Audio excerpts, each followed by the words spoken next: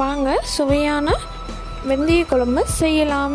தேவையான பொருட்கள்: சின்ன வெங்காயம், பூண்டு, வடகம், கருவேப்பிலை, வெந்தயம், தக்காளி அரைத்தது.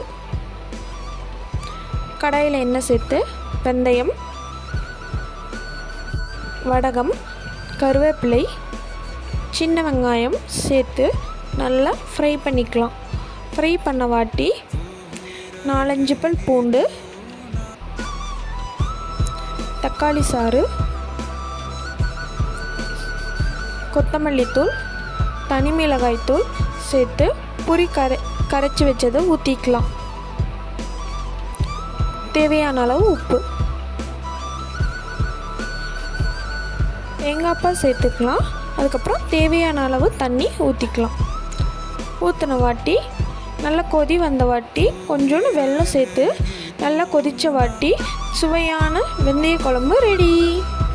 வாங்க சாப்பிட்லாம்.